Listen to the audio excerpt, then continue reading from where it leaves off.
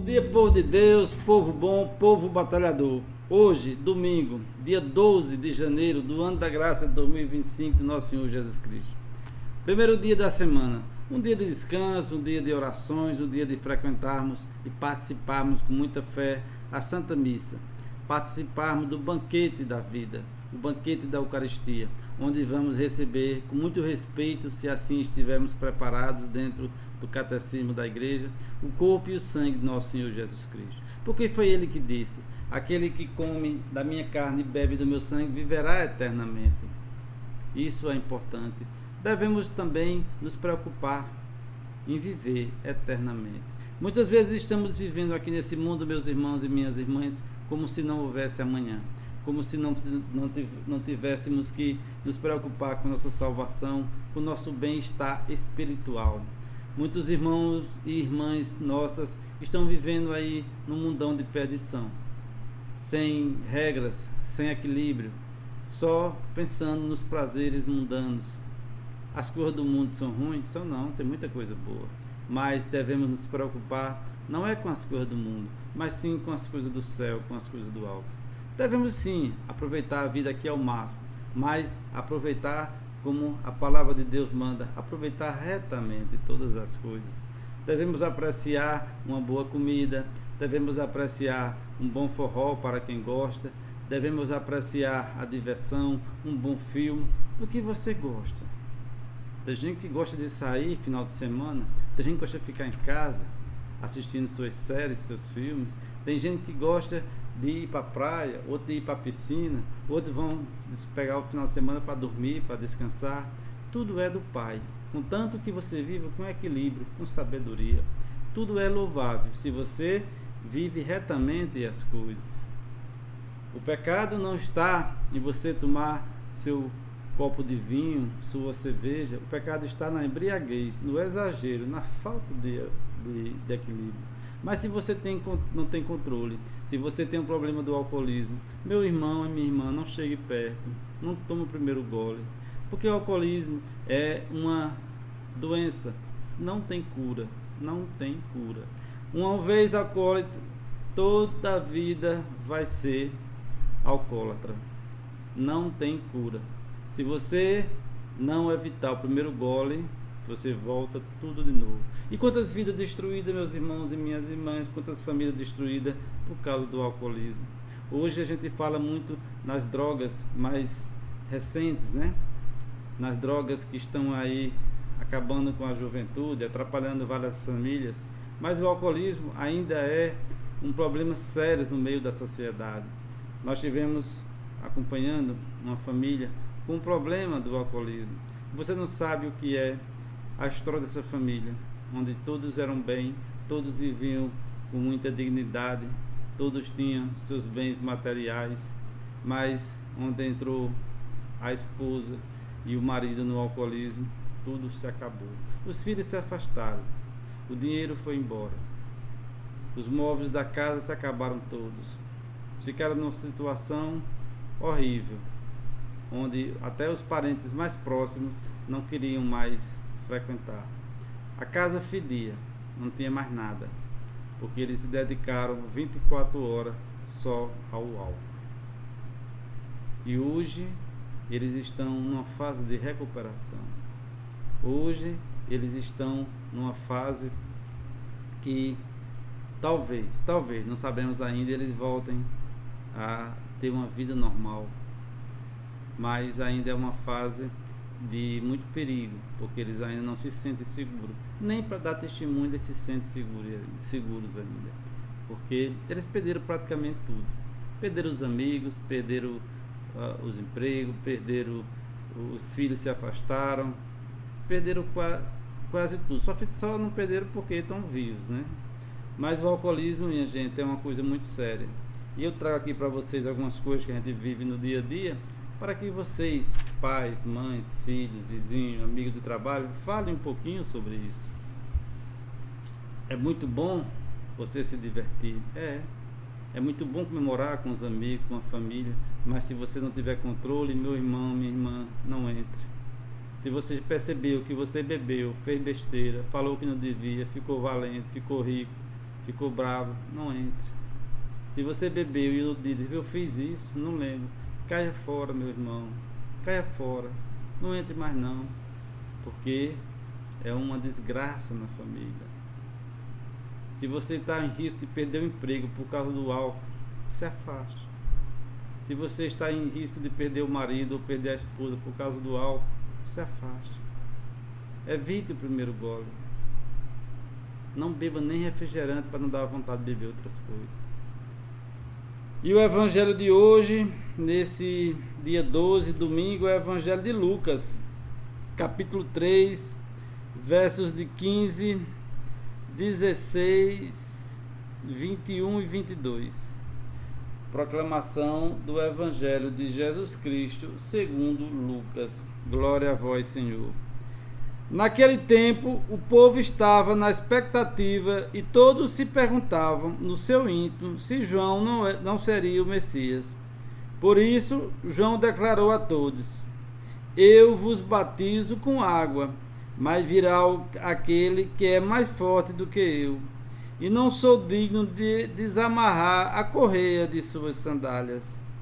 Ele vos batizará no Espírito Santo e no fogo. Quando todo o povo estava sendo batizado, Jesus também recebeu o batismo. E, enquanto rezava, o céu se abriu e o Espírito Santo desceu sobre Jesus em forma visível como pomba. E do céu veio uma voz: Tu és o meu filho amado, em ti ponho o meu agrado, o meu bem-querer. Palavra da salvação. Glória a vós, Senhor. O povo estava na expectativa de um libertador e buscava o batismo de João. Diante da dúvida sobre quem seria ou não o Messias, João nega e diz que o Messias é alguém mais forte. Ao ser batizado, Jesus é proclamado publicamente o Filho amado de Deus. Com sua missão, ele é o servo do Senhor, que se solidariza com os pecadores e os sofredores. Então vejam, meus irmãos e minhas irmãs, o Filho de Deus, batizado, ele é anunciado publicamente. Jesus precisava ser batizado? Não. Mas Jesus diz o quê? Quando João diz: eu não sou digno de desamarrar tuas sandálias, e tu vem a mim para ser batizado. Jesus diz o quê? Deixe que se cumpra toda a justiça.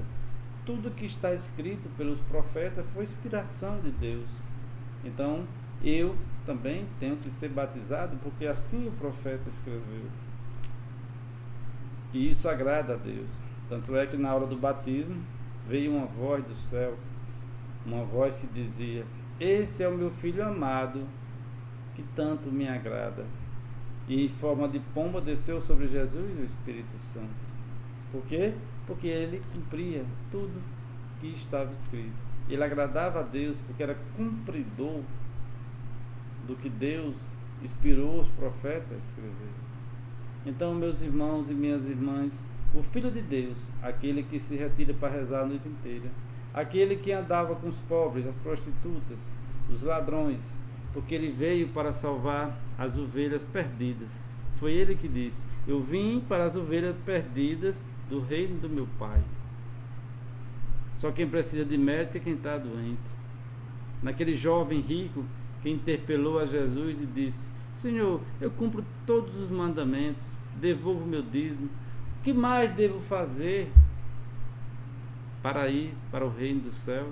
E Jesus disse: realmente, você é advogado, você é conhecedor da lei, você cumpre realmente todos os mandamentos, você devolve o dízimo, está tudo em ordem. Mas ele insistiu: mas o que eu posso fazer mais? O que eu devo fazer mais para merecer o reino do céu? E Jesus respondeu: venda tudo o que você tem e dê aos pobres. E aí o jovem saiu, cabeça baixa, entristecido. Porque Jesus, ele é justo. Ele não nos pede mais do que nós possamos oferecer. Jesus não nos dá um frio maior que o cobertor. Jesus quer apenas a nossa obediência e o nosso procurar cada vez mais nos converter. E é isso que o exemplo do jovem traz para nós. Se você está servindo, você está procurando acertar, você está procurando andar retamente, diga a você, não é fácil. Nós vivemos num mundo perturbado, um mundo complicado. E Jesus disse, aqui haverá aflições. Mas Jesus disse o que no Evangelho? Paciência. Eu venci o mundo, vocês também podem vencer. Jesus teve perturbações, Jesus teve perseguições, Jesus foi perseguido, teve que fugir para outra cidade. Jesus foi ameaçado, Jesus foi açoitado e por fim Jesus foi crucificado. E muitas vezes nós queremos viver um mundo aqui sem aflições, sem as cruzes. E Jesus diz o que àquele jovem? Já que você quer mais, venda tudo que você tem e dê aos pobres. E o jovem saiu entristecido. Por quê? Porque quando Jesus nos pede para ir mais um pouquinho, para avançar para águas mais profundas, nós colocamos as coisas do mundo em primeiro lugar. Mas meu Deus, hoje tem aquele batizado que eu fui convidado e meu jogo de futebol. Hoje tem a missa, mas no mesmo horário tem um churrasco com meus amigos. Não, eu vou pro churrasco. Eu tenho um casal que ele aqui da minha paróquia, ele disse, a minha missa de domingo, só se eu estiver internado ou estiver numa viagem muito importante, mas se onde eu estiver, aqui, acolá, em São Paulo, Recife, onde eu estiver, a prioridade no domingo é a minha missa. Se eu estiver aqui em Salgueiro e chegar uma visita ou chegar um familiar na hora da missa, eu digo, meu irmão, estou indo para a missa, você vai comigo? Vamos, então vamos todo mundo junto. Vai não, então me aguarde, daqui uma hora e meia eu estou voltando para a gente confraternizar, conversar, bater papo, até a hora que você quiser, comer um bolo, tomar uma cerveja, agora eu estou indo para a missa. Se quiser ir mais a gente, vamos, senão pode aguardar aí, fica à vontade, a casa é sua. Daqui a pouco a gente volta. Esse é o compromisso verdadeiro. E Jesus dá um exemplo para nós aqui, nesse domingo, nesse Evangelho. Cumprir o que está escrito, cumprir a lei de Deus. E Jesus teve facilidade? Não. Logo depois do batismo, Jesus foi para onde? Para o deserto. Durante 40 dias foi tentado. Foi atormentado pelo quem? Pelo encardido, pelo coisa ruim. E ele dizia a Jesus, está com fome? Transforma essa pedra em pão. Jesus dizia o quê? Nem só de pão vive o homem. E é verdade, meus irmãos e minhas irmãs. Às vezes estamos com a geladeira cheia, com a barriga cheia, com as panelas cheias e nos falta alguma coisa. Estamos infelizes, estamos depressivos, estamos tristes. Porque nem só de pão vive o homem. Mas depois disso, o diabo levou Jesus para o alto do templo lá em Jerusalém. Ele mostrou-lhe por um instante todos os reinos do mundo e as riquezas. E o diabo disse a Jesus, se tu me adorares, tudo isso será teu. E Jesus respondeu, adorarás somente o Senhor teu Deus e a mais ninguém. E o encardido conhecedor da Escritura, mais do que todos nós, disse, então joga-te daqui para baixo, porque a Escritura diz que teus anjos te protegerão e tu não vai tropeçar nem bater em nenhuma pedra. Jesus respondeu o quê? Não tentarás o Senhor seu Deus. E quantas vezes, meus irmãos e minhas irmãs, nós estamos largando Deus, largando a família que Deus nos deu pelas riquezas do mundo, pelos tesouros do mundo. Quantas vezes os pais de família deixam se envolver por a riqueza da beleza de uma jovem? Quantos casos, aqui da minha cidade não acontece, nem nada de você, mas tem lugar que acontece. Quantas famílias destruídas pela beleza de uma jovem? A mulher já está ali, né? Mais cansadinha, já criou assim uns pezinhos de galinha, já está assim meio decaidinha. Aquela esposa que ele conheceu na juventude, aquela esposa que fez tudo por ele, que criou os filhos dele, que batalhou para construir a casa junto com ele, que batalhou para comprar os móvelzinhos ali junto com ele, que financiou um carro em 100 vezes para a família andar e pagou junto com ele. Mas aí ele conheceu uma menina nova, bonita, charmosa, cheirosa, e se embelezou pelas coisas do mundo. Repito, na sua cidade não acontece isso, nem na minha, mas tem lugar que acontece, né? E o diabo, não ficando contente com tudo isso, se afastou de Jesus para voltar no tempo oportuno. Vejam que ele não desistiu. Também é assim com nós, meus irmãos e minhas irmãs. A tentação vem e muitas vezes nós resistimos. Você resiste, você sabe quais são as suas resistências. Quantas tentações vêm para nós todos os dias? Vem para você também, de vários tipos. Vem de vários tipos, né? E você resiste, você manda o encardido se afastar. Mas o Evangelho de Lucas lá termina dizendo que o diabo se afastou para voltar no momento oportuno. E quando nós damos brecha, quando nós fracassamos na oração, quando nós estamos olhando com o coração e com a mente só para as coisas do mundo, aí esse é o momento oportuno para o encardido atacar a sua família, atacar a sua vida, atacar os seus pensamentos. Precisamos manter a oração firme e vigilante. Por quê? Porque a palavra de Deus diz: orai e vigiai. Não sabeis a hora, nem a hora da morte, nem a hora que o ladrão vem invadir tua casa. Por isso que devemos estar vigilantes.